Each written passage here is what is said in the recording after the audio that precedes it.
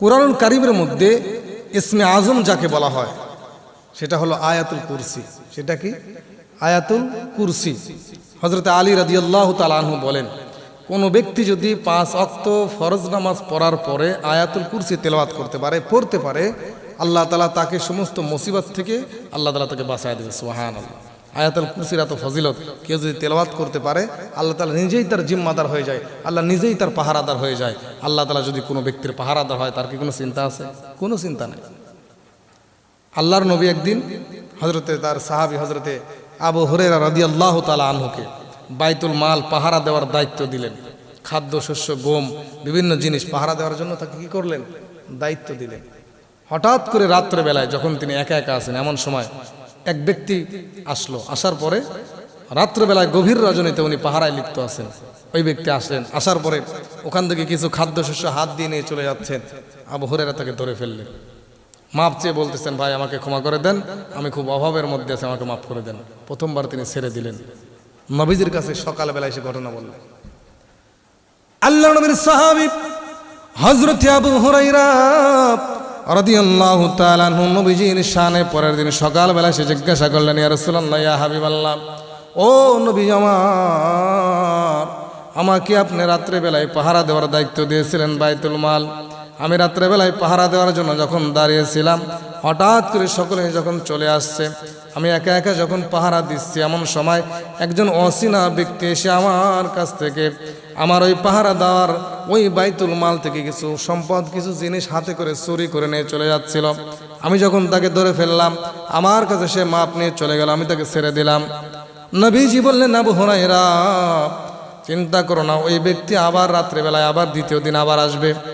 আবু হুরায়রা চিন্তা করলেন, নবীজির কথা কখনো মিথ্যা হতে পারে না। দ্বিতীয় দিন তিনি সতর্ক হিসাবে দাঁড়িয়ে আছেন।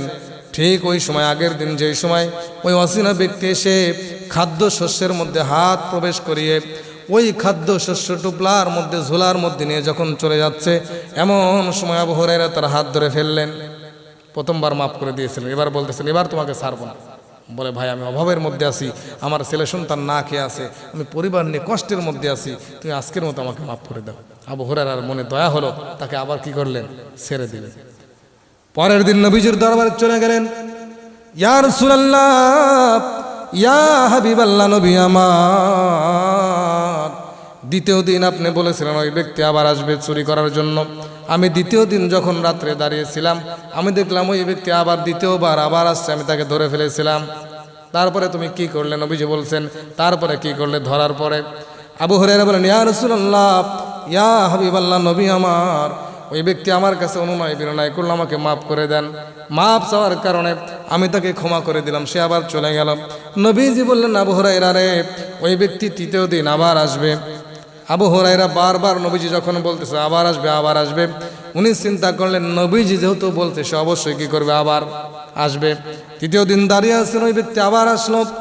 আসার পরে খাদ্যশস্য প্রতিদিনের ন্যায় খাদ্যশস্যগুলো চুরি করে ব্যাগের মধ্যে ভরতেছেন, নিয়ে যাবে মতো অবস্থায় হাত ধরে ফেললেন। আবার অনুনয় বিনয় শুরু করে দিলেন, আমাকে মাফ করে দাও, আর এমন ভুল হবে না, আমাকে মাফ করে দাও। ওই ব্যক্তিকে আবার মাফ করে দেওয়া হলো, তিনি চলে গেলেন।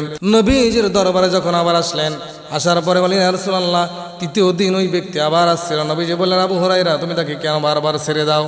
বলে, ইয়া রাসূলুল্লাহ, ইয়া হাবিবাল্লাহ, এমনভাবে অনুনয় বিনয় করে, এমনভাবে আমার কাছে ক্ষমা প্রার্থনা করে, এমনভাবে অভাব অনটনের কথা বলে, আমি তার কথা শুনে মনটা নরম হয়ে যায়, তাকে ছেড়ে দেই। নবীজি বললেন, আবু হুরায়রা রে, চতুর্থ দিন আবার আসবে, তুমি তাকে ধরে আমার কাছে নিয়ে আসবে। এবার চতুর্থ দিন যখন আবার আসলো, আবু হুরায়রা বললেন, আজকে তোমাকে আর ছাড়াছাড়ি নাই। ওই ব্যক্তি তখন বলল, আমাকে ছেড়ে দাও, তোমাকে একটা জিনিস শিক্ষা দেব, যেই জিনিসটা যদি তুমি শিখতে পারো, তোমার রাত জাগরণ করে মাল পাহারা দেওয়া লাগবে না, তোমার জন্য আল্লাহ জিম্মাদার হয়ে যাবে। আবু হুরায়রা বললেন, কি এমন জিনিস যেটা শিক্ষা করার কারণে রাত্রে জাগরণ করে আমাকে আর বাইতুল মাল পাহারা দেওয়া লাগবে না, স্বয়ং আল্লাহ ফেরেশতাদের মাধ্যমে পাহারাদারের ব্যবস্থা করে দেবেন? সুবহানাল্লাহ। কি এমন জিনিস ওই ব্যক্তি শিক্ষা দিল? সেটা হলো আয়াতুল কুরসি, আল্লাহু লা ইলাহা ইল্লা হুয়াল হাইয়ুল কাইয়্যুম। এই আয়াতুল কুরসি আয়াতগুলো শিক্ষা দিলেন। আবু হুরায়রা শিক্ষা গ্রহণ করে ওই ব্যক্তিকে ছেড়ে দিলেন। ছেড়ে দেওয়ার পরে নবীজির কাছে আসলেন। আল্লাহ নবীজির কাছে পরের দিন ফজরের নামাজের পরে নবীজিকে জিজ্ঞাসা করলেন, ইয়া রাসূলুল্লাহ, ইয়া হাবিবাল্লাহ। চতুর্থবার ওই ব্যক্তি আবার আসছিল। নবীজি বললেন, তুমি তাকে কেন বারবার ছেড়ে দাও? ইয়া রাসূলুল্লাহ, আমি তাকে এবার ছাড়তে চাই নাই, কিন্তু আমাকে এমন একটা জিনিস শিক্ষা দিয়েছে, যে এই জিনিস শিক্ষা করলে আর নাকি আমাকে রাত্রে জাগরণ করে পাহারা দেওয়া লাগবে না। নবীজি বললেন, সেটা কি? আবু হুরায়রা রাদিয়াল্লাহু তাআলা আনহু বলেন, ইয়া রাসূলুল্লাহ, ইয়া হাবিবাল্লাহ, সেটা হলো আয়াতুল কুরসি।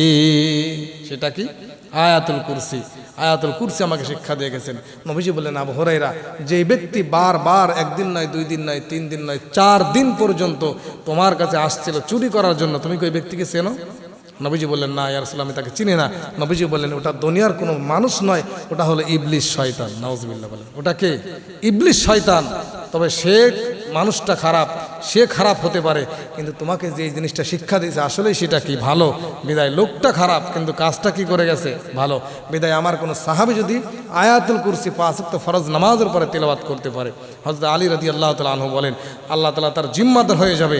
আরেকটা পুরস্কার হলো, রাসূল বলেন, ইন্তেকালের পরে মৌত বরণ করতে, ইন্তেকাল করতে দেরি হবে, কিন্তু তার জান্নাতে যাইতে দেরি হবে না। সুবহানাল্লাহ। আল্লাহ তাআলা আমাদের সকলকে 5 ওয়াক্ত ফরজ নামাজের পরে আমাদের প্রত্যেককে আয়াতুল কুরসি তিলাওয়াত করার মতো আল্লাহ তাআলা আমাদের তৌফিক দান করুন। সকলে পড়ি আমিন।